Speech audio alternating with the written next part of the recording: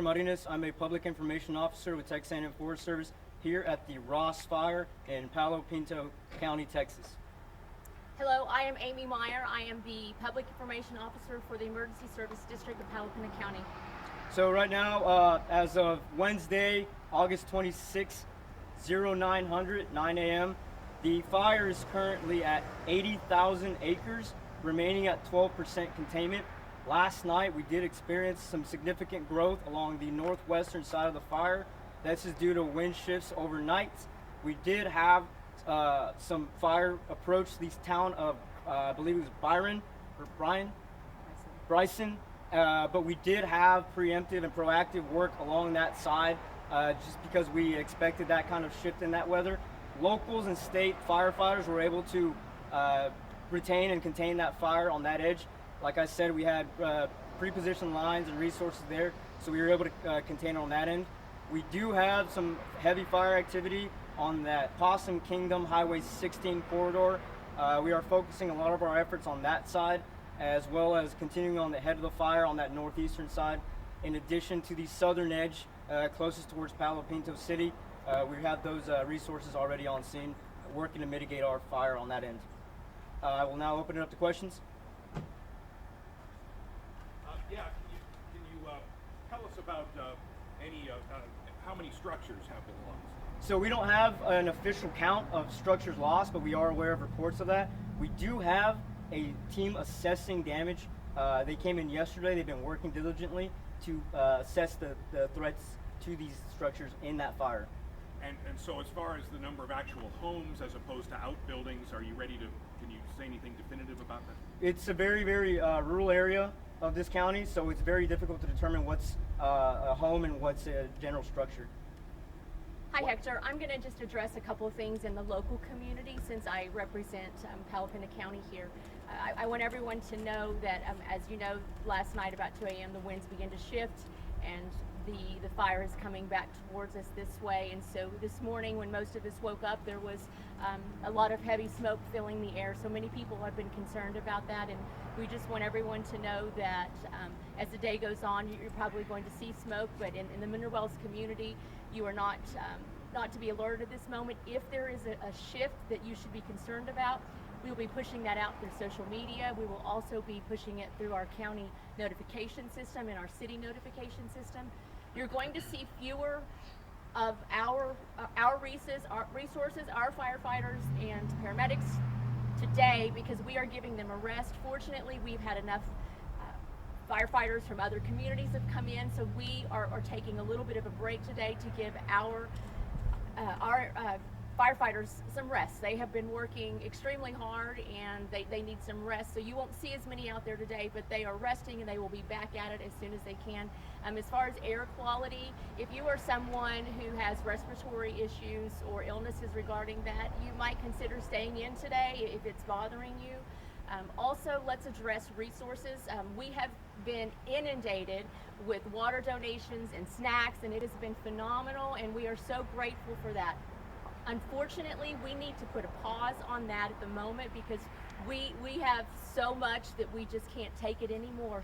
So please hold off on any supply donations that you are considering, and there is a link on the Palo Pinto County Emergency Service District page that you can donate financially to, and that is the best way that you could help this community right now because we are inundated with supplies, and we really could use your help financially repairing equipment because out there in this rough terrain it's very difficult on those vehicles. Any other questions that you guys might have? In terms of numbers, the last numbers we had were that about 350 people had been evacuated and you had about 170 personnel that were working this fire. Any updates on that? To our knowledge, all of the evacuations have been lifted. Is that correct, Hector? We don't have any updates on terms of evacuation numbers and resources available. Like I said, we are still working on those focal points.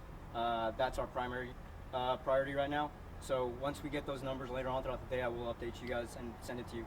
And in terms of what you're actually doing, can you kind of describe that work, that preemptive work? Because people think, okay, preemptive work, like what does that actually mean? Yes, so Texas A&M Forest Service works in unified command with locals. We also had TIFMAS strike teams. TIFMAS is the Interstate Mutual Fire Assistance Program. What that does is we have anybody within a fire department that has wildland fire quals gets on a deployment with Texas A&M Forest Service. They are strategically placed throughout the state in conjunction, obviously, with us, Texas A&M Forest Service. And whenever this call for a fire does occur, we send out unified command, obviously, with resources, locals, and we have a combination of aviation, heavy equipment, and wildland fire engines. Sometimes we do have EMT strike packages in the event of emergency medical assistance is required. As far as preemptive and proactive work, like we said, we expected wind shifts and significant growth along field topography, weather. So we do have, like I said, heavy equipment such as dozers, tying in with aviation, dropping retardant lines. We are building line ahead of the fire. Like we said, when we expect these shifts, we put dozer line ahead.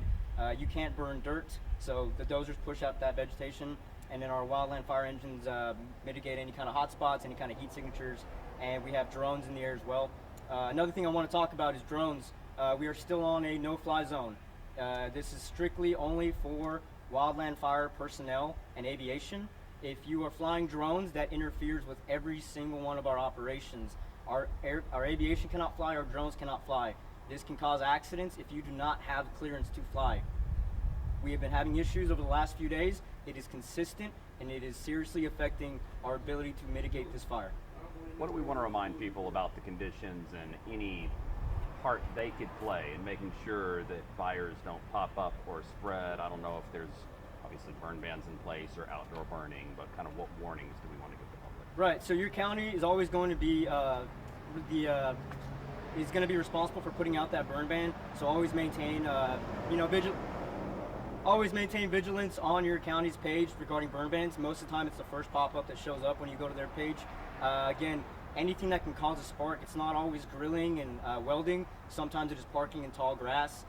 Being vigilant for lightning strikes. For those of you that are around the area, you will see that it is slightly drizzling. So we want to make sure that we're staying vigilant for these lightning strikes and reporting it if it does come in. Again, mitigating every single possible effort that could cause sparks and flames in this area. Are there any preliminary numbers that you could tell us about the effect on wildlife and farm life? That's going to go down to the AgriLife Extension Office. They'll be able to help with their animals and livestock and wildlife as well. And I know you mentioned this already, but could you repeat where you're doing some of that preemptive work? I know you said, I think it was the northeastern edge and the southern edge? We had preemptive work on that northeastern edge, as well as at the head of the fire on the northwest edge as well. We're working on those focal points. We are focusing efforts as well on the Possum Kingdom Highway 16 corridor, and we are reiterating again some of that work down on the southern heel of the fire, closest towards the city of Palo Pinto. Are you worried at all about the wind shifting? Does that cause any concern for whether it be your work, the safety of the crews out there, anything like that? So we are always keeping an eye on the weather. We have hourly updates as what's going on. We do tend to work obviously with forecasts. So again, like we said, we predicted the wind shift last night and we were prepared for it. Obviously the fire grew, but we had those preemptive lines in place.